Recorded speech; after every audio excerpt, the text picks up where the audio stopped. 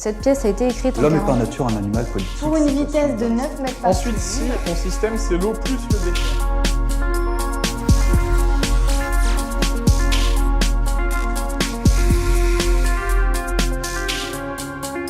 Bonjour et bienvenue dans la Minute Parent. Aujourd'hui, nous allons aborder la question délicate de la lecture. Faire lire un roman aujourd'hui à un ado qui passe la plupart de son temps avec un smartphone vissé dans la main est un véritable défi.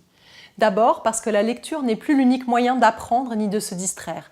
Et puis parce que lire nécessite beaucoup plus d'efforts que de naviguer sur Internet ou de dialoguer sur les réseaux sociaux. Et pourtant, la lecture est fondamentale dans la réussite scolaire de votre ado, notamment en français. Alors comment faire pour que la lecture ne soit plus synonyme de devoir, mais devienne un plaisir? C'est la question que nous avons posée cette semaine à Elodie, professeure de français. Ne cherchez pas forcément à l'orienter vers des lectures qui vous paraîtraient utiles, mais laissez-le choisir. Quel que soit le genre vers lequel il s'oriente, l'important c'est qu'il lise et qu'il commence à en prendre l'habitude régulière. Pour cela, BD et manga ne sont pas forcément à proscrire puisqu'il y a de très bons titres qui sont bien construits sur le plan de l'intrigue et puis aussi bien écrits sur le plan du style ou du vocabulaire. Vous pouvez aussi l'orienter vers les livres dont ont été adaptés des films, par exemple Harry Potter, Hunger Games ou Le Seigneur des Anneaux.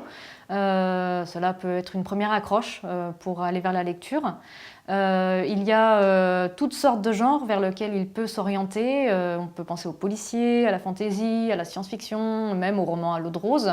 À titre d'exemple, moi je lisais Stephen King régulièrement en même temps que Shakespeare, ça ne me posait pas du tout de problème. Et puis vous pouvez aussi recourir autant aux livres audio qu'aux films en général pour ensuite orienter vers des livres papier plus traditionnels. Attention, l'ado est malin. Il a toujours une bonne excuse quand il n'a pas envie de faire quelque chose. Alors, si le vôtre vous dit qu'il est débordé, qu'il n'a pas le temps de lire, voilà ce que vous pouvez lui répondre. Alors le temps de lire, bien sûr, il faut le prendre, c'est pas toujours évident.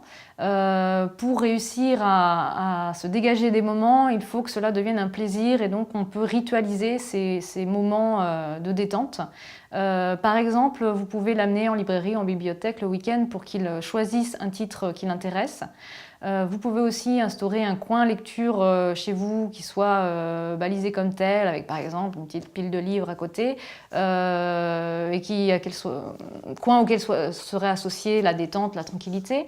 Et vous pouvez l'inciter à avoir un livre toujours dans son sac pour s'occuper pendant les temps d'attente en transport par exemple.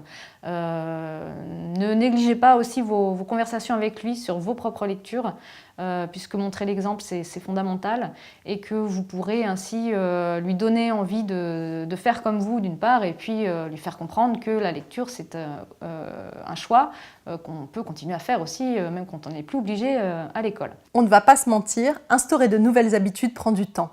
Il va falloir être patient, mais quand il aura enfin trouvé le livre qui l'aura accroché, le pari sera gagné.